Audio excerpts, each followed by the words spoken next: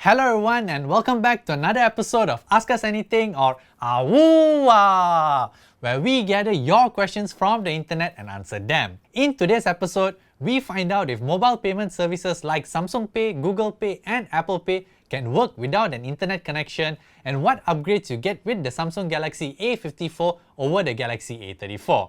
Lavanya, Lauren, Christopher, cue the intro.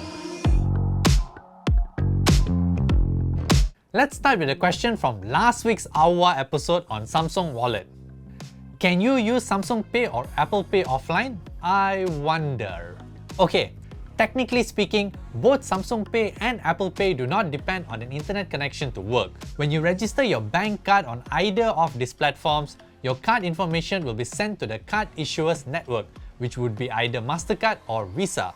The respective network will then validate the information with your bank. Once successful, the card issuer's network will then create a digital account number in the form of a token and an accompanying token key.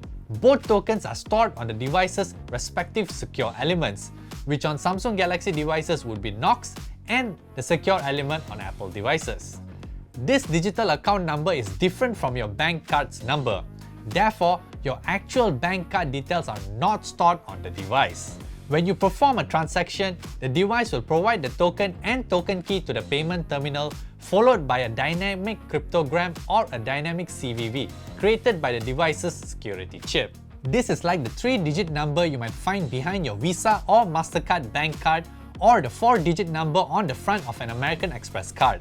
The difference here is that the CVV information created by the device's security chip changes for each transaction. This dynamic CVV is validated by your card issuer's network using their copy of the token key. Once validated, your actual card details are decrypted from the token and passed on to the bank to authorize the payment. Since all the processing takes place on the device, there's no need for an internet connection.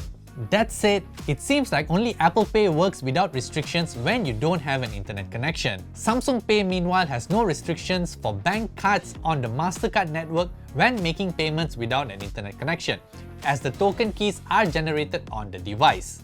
However, bank cards on the Visa network have a limit of up to 10 transactions when offline, as new token keys need to be downloaded. Google Pay meanwhile works differently given that it is supported across different Android devices. Firstly, Google does not specify where the token is stored on the device. This is because not all Android devices come with a secure element, which also means they cannot generate a dynamic CVV. Instead, Google Pay relies on a unique wallet ID with a 24-byte identifier assigned to each Google account as a verification method for the token. Moreover, Google Pay needs to download new token keys for all card networks, and it can only store a certain number of token keys on the device. Google vaguely specifies that you can perform a limited number of transactions before you need to reconnect to the internet to download new token keys. Moving on to the next question. Which part on the Galaxy A54 is better than the Galaxy A34? Right, let's break it down starting with the display. The Galaxy A54 comes with a 6.4-inch AMOLED with HDR10 Plus support, while the Galaxy A34 has a larger 6.6-inch AMOLED but without any HDR support. Sticking with the screens, you get a more premium-looking punch-hole selfie camera cutout on the Galaxy A54, while the Galaxy A34 gets a teardrop notch. The Galaxy A54 also has a glass back, while the Galaxy A34 makes do with a plastic bag. In terms of processors, the Galaxy A54 comes with an Exynos 1380 and the Galaxy A34 comes with a MediaTek Dimensity 1080.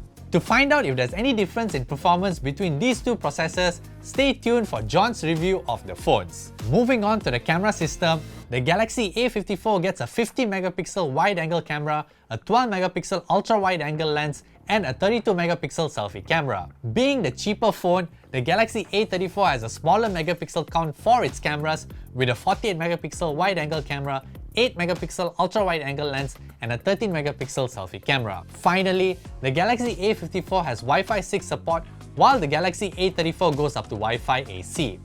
There shouldn't be any noticeable difference here in terms of Wi-Fi speed, given that the Galaxy A54 comes with Wi-Fi 6, which is just a slightly souped up version of Wi-Fi AC, and not Wi-Fi 6E, which is the version that gets an actual performance boost. And here's another question regarding the Galaxy A34. I don't understand why the cheaper model has a larger display. Well, I can't say for sure what was Samsung's reasoning for that decision, but if I had to guess, it would be to have a compelling selling point given that the Galaxy A34 has quite a number of stripped down features compared to the Galaxy A54. For details on the other specs, you can check out Mr. Raymond's video on these phones, which I will leave a link to at the end of this video. Well, that concludes our episode for today. Remember to like our video if you liked it and subscribe to our YouTube channel if you haven't already. You can also follow us on Facebook, Instagram, Twitter and TikTok to get the latest news on almost everything. Thank you guys so much for watching, and I will catch you guys in our next Awuwa. Wait, Lokman, did you mess with the script? Bye!